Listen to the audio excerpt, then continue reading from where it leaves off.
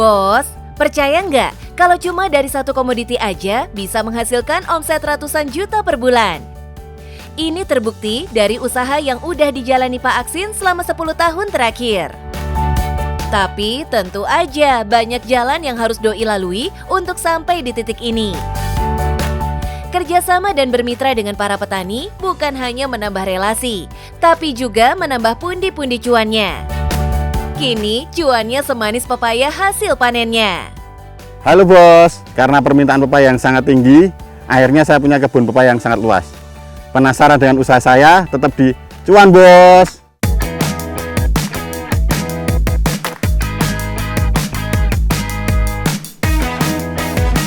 Ini dia bos, salah satu kebun pepaya milik Pak Aksin. Totalnya, Doi punya 8 hektar kebun pepaya yang tersebar di beberapa tempat di Magelang, Jawa Tengah.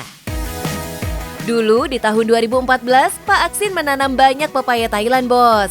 Tapi sekarang lahan pertaniannya didominasi pepaya jenis California sesuai permintaan pasar. Salah satu alasannya banyak konsumennya yang mencari pepaya ukuran sedang ketimbang ukuran besar. Ini loh perbedaannya antara pepaya Thailand sama pepaya California. Pepaya Thailand lebih besar, pepaya California lebih kecil. Cuman bentuknya cuman gitu aja. Kalau dari segi rasa hampir sama kualitasnya. Oh ya, jangan kaget kalau pepaya yang dipanen rata-rata yang kulitnya masih berwarna hijau bos. Biarpun kulitnya hijau, ternyata di dalamnya udah matang loh. Rasanya nggak usah diraguin lagi bos. Daging buahnya masih crunchy, tapi rasanya udah manis pol. Sengaja ya bos, panennya dilakukan saat daging buahnya masih mengkel. Supaya saat pengiriman, pepayanya nggak gampang rusak atau busuk. Setelah dipanen, pepaya langsung disortir dan dikirim ke beberapa kota di Jawa Tengah. Bahkan bisa sampai ke Jakarta. Bisa jadi nih pepaya yang kita makan asalnya dari sini bos. Meski sudah memiliki 8 hektar kebun pepaya, Pak Aksin belum bisa nih memenuhi permintaan pasar yang tinggi. Bermitra dengan petani pepaya yang lain menjadi strategi Pak Aksin agar bisa memenuhi permintaan pasar. Hasil panen mereka akan ditampung Pak Aksin dan didistribusikan sesuai kebutuhan pasar. Kalau bermitra dengan petani itu keuntungannya yang pertama yaitu kita punya stok barang banyak. Terus kita bisa mencari pasar juga lebih banyak karena stok barang kita banyak. Akhirnya untuk kebutuhan market yang grade-nya yang paling tinggi itu terpenuhi. Terus sisanya nanti pasar-pasar lokal tradisional itu bisa terpenuhi semua. Kini sudah ada sekitar 50 hektar kebun pepaya dari kemitraan Pak Aksin. Banyak banget ya bos, tapi ternyata itu pun belum bisa memenuhi permintaan pasar bos. Masalah supply dan demand ini jadi terasa berat saat ada kendala produktivitas kebun, seperti gangguan hama atau virus. Kemarin pada kena virus, nah itu virus itu kita juga sempat konsultasi ke Dinas Pertanian, kita untuk cari obatnya itu kita belum ada, cuman adanya cara mengantisipasi aja. Jadi untuk penyembuhan total itu kita belum menemukan semuanya. Untuk produktivitas, pohon pepaya idealnya bisa dipanen setiap minggu hingga usia 3 tahun, asalkan perawatannya bagus bos. Kalau sedang panen raya, omsetnya bisa semanis rasa pepayanya bos. Hihihi. Ya alhamdulillah buat bayar angsuran, buat bayar sekolah anak-anak, buat semuanya tercukupi dan sisa gitu aja ya. Wah, pasti lumayan banget ya Pak.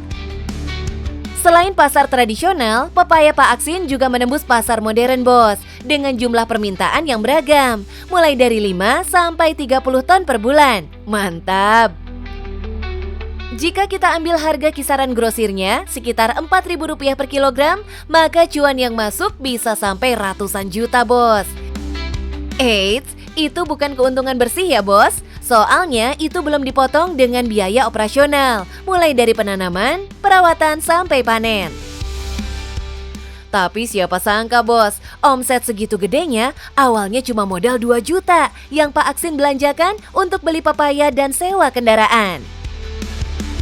Dulu Pak Aksin belum punya kebun sama sekali bos. Awalnya Doi hanya membantu mempertemukan petani dan supplier pepaya. Saat itu Doi malah masih sibuk menjadi supplier ikan lele. Kita bentuk kayak perusahaan kecil gitulah, perusahaan kecil kita suplai ke Lamongan-Lamongan itu berjalan 1 tahun kita jatuh juga. Nah kebetulan di situ saya mendapat kesempatan pas saya ngambil ayam di daerah Purworejo itu dia punya pepaya. Nah dia terus nawarin ke saya untuk bisa membuangkan, terus di sini juga ada teman yang mencari pepaya. Akhirnya saya temukan, ketemu di situ jalan rezeki saya.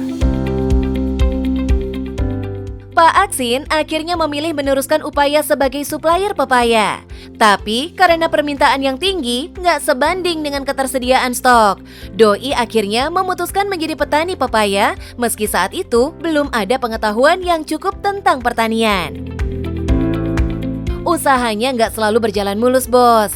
Doi pernah juga mengalami kerugian yang sangat besar karena jatuhnya harga pepaya di pasaran, hingga menyentuh angka Rp400 per kilogramnya. Bukan Pak Aksin namanya kalau semangatnya kendor. Jadi pengusaha emang kudu tahan banting. Ini belum seberapa berat ketimbang susahnya Pak Aksin bekerja menjadi sales buku dan sales permen saat menghadapi pembeli yang nakal. Oh saya sering ada ya di pasar-pasar itu, jadi sampai saat ini tuh yang nggak dibayar tuh ya juga banyak juga. Tapi alhamdulillah saya sih mensyukuri aja kalau itu memang belum rezeki saya.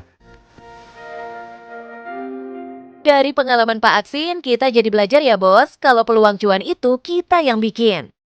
Nggak usah muluk-muluk langsung besar bos, mulai aja dulu dari modal yang kita miliki. Siapa tahu bisa bertambah besar dan berkembang. Hihihi. Dengan 4 bekal tadi pasti cuan bos.